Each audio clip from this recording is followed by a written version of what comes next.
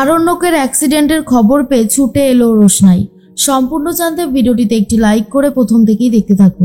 গল্পের শুরুতেই দেখা যায় ধাবাতে গিয়ে তো শেষ পর্যন্ত রোশনাইকে খুঁজে পেয়ে গিয়েছিল আরণ্যক। আরণ্যক তখন বারবার করে একটা কথাই বলতে থাকে, রোশনাই তুমি আমার সাথে চলো, তুমি কোনো কিছুতে ভয় পেও না, আমি তোমার সাথে আছি।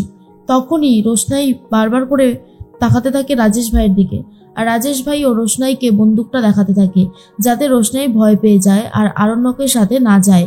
আরণ্যক তখন বলে, দেখো রোশনাই, তুমি কালকে এত সুন্দর নাচ করেছো, এর পরের থেকে তোমার জীবনে অনেক নতুন নতুন সুযোগ আসবে। তুমি যদি সেই সমস্ত কিছু ছেড়ে চলে যাও তাহলে কি সেটা ভালো হবে বলো? সেটা তো ভালো হবে না। তুমি কেন বুঝতে পারছো না? তুমি এসো আমার সাথে, তোমাকে কেউ আটকাতে পারবে না। কিন্তু রোশনাই যেতেই চায় না আর বলে, না আপনি আপনার বাড়িতে ফিরে যান, আমি কোথাও যাব না, আমি এখানেই থাকবো আর আমি রাজেশ ভাইয়ের সাথেই যাব বেনারসে। তার মধ্যেই আস্তে আস্তে লোকজন জড়ো হতে শুরু করে দিয়েছে। যেহেতু ঝামেলাটা অনেকক্ষণ ধরে চলছে, এর মধ্যেই লোকজন এসে জিজ্ঞেস করে, কি দাদা এখানে এত চিৎকার চেঁচামেচি কিসের? ঝামেলাই বা কিসের হচ্ছে? তখনই রাজেশ ভাই বলে, আরে দেখুন না দাদা, আমি রোশনাইকে নিয়ে যেতে চাইছি আর এই লোকটা আমাকে কিছুতেই নিয়ে যেতে দিচ্ছে না। এবারে আপনারাই বলুন যে আমি কি করতে পারি। তখনই আরণ্যক বলে, না দাদা, আপনারা এই লোকটার কথা বিশ্বাস করবেন না। এই বেনারসের একজন কুখ্যাত লোক, আর সব থেকে বড় কথা রোশনাইকে শেষ করে ফেলতে চায়, তাই আমি রোশনাইকে আটকাতে চাইছি। রাজেশ ভাই বলে, মিথ্যে মিথ্যে, এগুলো সব মিথ্যে কথা। আমি এই মেয়েটাকে ভালোবাসতাম, এই মেয়েটার সাথে আমার বিয়ে হবার কথা ছিল। এই মেয়েটাকে নিয়ে বেনারস থেকে জোর করে পালিয়ে নিয়ে চলে আসে এই ছেলেটা, আর তারপরেই এখানে বিয়ে করে। কিন্তু এই সম্পর্কটা আমি মেনে নেইনি, এমনকি রোশনাইও মেনে নেয়নি। রোশনাই এখন আমার সাথে বেনারস ফিরে যেতে চায়, কিন্তু এই ছেলেটা দিচ্ছে না। এবার আপনারাই বলুন কি করা উচিত। তখনই সবাই জিজ্ঞেস করে, এই মেয়ে তুমি বলো তো তুমি কার সাথে যেতে চাও? তোমার মতই সব থেকে আগে শোনাটা দরকার, আর তুমি যেটা বলবে সেটাই হবে। অন্যদিকে গরিমা বলে, আরণ্যক এখনো আসছে না। সত্যি আমার আরণ্যককে না এখন আর ভরসা বিশ্বাস কিছুই হয় না। কেন বলছি এই কথাটা আঙ্কেল? তুমি তো দেখতেই পাচ্ছ। তখনই বাবলু বলে, কি বলবো বলো তো গরিমা, কোনোভাবেই তো বাদশাকে আটকানো যাচ্ছে না। আমার নিজেরই খুব খারাপ লাগছে। আমি এই বিষয়ে তোমাকে আর কি বা বলবো, আমি তো সেটাই ভাবছি। আর তখন মিনি তো খুবই কান্নাকাটি করতে থাকে। বাবলু বলে, আচ্ছা বড় বৌদি, এখানে দাঁড়িয়ে দাঁড়িয়ে এরকম ভাবে কথা না শুনে যাও, ঘরে যাও, এখানে তোমাকে থাকতে হবে না। যত সব ইম্পর্টেন্ট কথা বলবো তখন এখানে মুখের গোড়ায় দাঁড়িয়ে থাকবে। বড়মা তখন বলে, আসলে মেজ ঠাকুরপো, আমি তো বুঝতে পারিনি, আমি কফিটা নিয়ে এসেছিলাম। তখন তনুশ্রী বলে, নিয়ে এসেছো, দাঁড়িয়ে আছো কেন? রেখে দিয়ে চলে যাও। এর মধ্যেই বড়মা তখন বলে, সে আমি রেখে দিয়ে যাচ্ছি, আসলে আমার পরিস্থিতিটাও যে এই বাড়ির কাজের মেয়ের মতো সেটা জানতাম না, আমি চলে যাচ্ছি। মিনিমা চলো। মিনি তখন যেতে চায় না আর বলে, কেন যাবো আমি? এই বাড়িটা তো আমারও, আর এখানে দাঁড়িয়ে থাকার অধিকার আমারও আছে। এরা সবাই মিলে রোশনাইকে পাঠিয়ে দিয়েছে। এরা সবাই এক একটা শয়তান। মেজো কাকিমণি, এই যে জাহ্নবীটা, সবাই মিলে ইচ্ছে করে এই কাজটা করেছে। কথাটা শোনার পরেই তখনই বাবলু ঠাস করে আবারও এক চড় মেরে দেয় মিনিকে। এর মধ্যে মিনির বাবা এসে বলে, বাবলু তুই আমার অসুস্থ মেয়েটাকে এইভাবে চড় মারলি? বাবলু তখন বলে, বড়দা তোমার মেয়ে অসুস্থ নামেই, আসলে ও অসুস্থ না, কথাগুলো বলেছে দেখছো, এই জন্যই আমার ওকে সহ্য হয় না। দেখো বড়দা, এখনো সময় আছে, নিজের মেয়েকে সামলাও, বুঝতে পেরেছো? তখন বড়মা বলে মিনির বাবাকে, এই জন্যই তোমাকে বলি এখান থেকে চলো, ঘর ভাড়া নিয়ে থাকবো। তুমি 10 টাকা ইনকাম করলে 10 টাকা নিয়েই থাকবো, কিন্তু আমি একটু জীবনে শান্তি চাই। কিন্তু মিনির বাবা বলে, না এখন আমি কোথাও যাব না।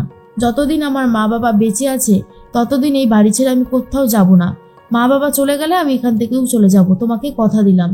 জাহ্নবী তখন বলে, বাবা মেয়েটার দোষ সেটা তো তুমি দেখছো না, তুমি মেজো কাকুমণির দোষ ধরছো।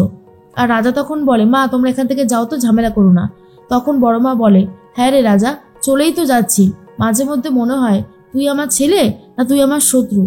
আর এরপরে রাজা বলে, হ্যাঁ হ্যাঁ, তোমার যা মনে হয় তুমি সেটাই ভাবো, তবে একটা কথা জেনে রাখবে, তোমার মেয়েরও কিন্তু কম দোষ না। সে অনেক অন্যায় করে বলেই এরকমভাবে কথা শুনতে হয়, হুটপাট ভুলভাল কথা বলে দেয়। জাহ্নবী তখন বলে, ঠিক বলেছ। এদিকে রোশনাইকে নিয়ে ঝামেলাটা আরো বাড়ছে। রোশনাই তখন বলে, দেখুন আপনারা এসবের মধ্যে নাক গলাবেন না, আমি এক্ষুনি এখান থেকে চলে যাচ্ছি। স্যারজি আপনি বাড়ির দিকে যান, আরণ্যক তখন বলে, আমি তোমাকে না নিয়ে কোনোভাবেই এখান থেকে বাড়ি ফিরবো না রোশনাই। আমি সারাটা রাত জেগে বাড়িতে গিয়ে যখন তোমায় দেখতে পাইনি তখন গাড়ি নিয়ে চলে এসেছি এখানে। এতটা রাস্তা এসেছি শুধুমাত্র তোমার জন্য, আর তুমি আমাকে এইভাবে সরিয়ে দিতে চাইছো? এটা কি তুমি আদৌ ঠিক করছো বলো তো? বলো না, ঠিক করছো আদৌ? তখনই রোশনাই বলে, আমার কিছু করবার নেই। জীবনে এরকম অনেক কিছুই থাকে যখন আর কিছু করবার থাকে না। আপনি বোঝার চেষ্টা করুন, আপনি প্লিজ এখান থেকে যান। কিন্তু আরণ্যক যেতেই চায় না। আর রাজেশ ভাই বলে, দেখুন দেখুন দেখুন এই ছেলেটা কিরকম ভাবে জোকের মতন লেগে রয়েছে। সবাই মিলে তো এরপরে আরণ্যককে মারতে যায়। তখনই রোশনাই বলে, খবরদার না, গায়ে হাত তুলবেন না, তাহলে কিন্তু খুব খারাপ হয়ে যাবে। একদম গায়ে হাত তুলবেন না। এর মধ্যে জাহ্নবী তখন বলে, গরিমা তুমি একটা ফোন করো না আরণ্যককে। এরপর গরিমা ফোন করে, কিন্তু ফোনটা ধরছে না। সুরঙ্গমা বলে, আর ফোন করে কি হবে? ও নিশ্চয়ই এতক্ষণে বাইক চালাচ্ছে, রোশনাইকে নিয়ে ফিরছে। এই ছেলেটাকে আর ভরসা করা যাচ্ছে না। গরিমা, এই জন্য বলেছিলাম একটা লাস্ট ডিসিশনে পৌঁছাও, তুমি তো সেটাও চাইছো না। এর মধ্যেই তখন বাবলু বলে, দেখুন আমার মনে হয় না যে বাদশাহ নিয়ে আসবে রোশনাইকে। আর তখন সুরঙ্গমা বলে, ও আপনাদের তো একটা কথাই জানায়নি। আপনি যখন ছেড়ে দিয়ে এসেছিলেন বাস স্টপে রোশনাইকে, আমার মেয়ে যখন এসে বলল তখন আমি রাজেশ ভাইকে জানিয়ে দিয়েছি। এতক্ষণে রাজেশ ভাই রোশনাইয়ের সাথেই আছে। তখন এই প্ল্যানটা শোনার পর তনুশ্রী আর বাবলু বলে, কি বলছেন সুরঙ্গমা ম্যাডাম, আপনি তো দারুণ কাজ করেছেন। আমি দৃঢ় বিশ্বাস নিয়ে বলছি এইবারে আরণ্যক কোনোভাবেই আর রোশনাইকে নিয়ে ফিরতে পারবে না। রাজেশ ভাই এবারে খেলাটা নিজেই খেলে দেবে। আপনি মিলিয়ে নেবেন আমার কথাটা? আর তখন গরিমা বলে, সেটা হলে তো খুব ভালোই হবে। আমি চাইও না যে রোশনাই এই বাড়িতে ফিরুক। এর মধ্যেই রোশনাই বলে, স্যারজি প্লিজ আপনি চলে যান, আমি আপনাকে আর সহ্য করতে পারছি না। আই হেট ইউ স্যারজি। বারবার করে হেটু হেটু বললে আরণ্যক বলে, এটা তুমি ঠিক করলে না রোশনাই?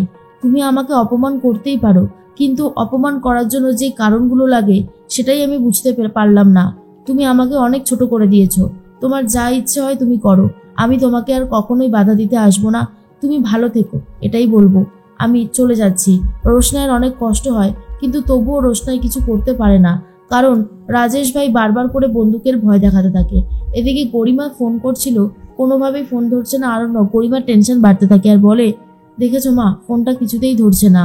তার মধ্যেই জাহ্নবী বলে, আমি না একটা কথা বুঝতে পারছি না যে বাদশা ঠিক চাইছেটা কি, আর কেনই বা এরকমটা করছে। তখন তনুশ্রী বলে, ওই মেয়েটা না কোনো একটা জাদু করেছে, না হলে আমার ছেলে এরকম ভাবে বদলে যাবার মতো নয়। ও এরকমটা কিছুই করতো না।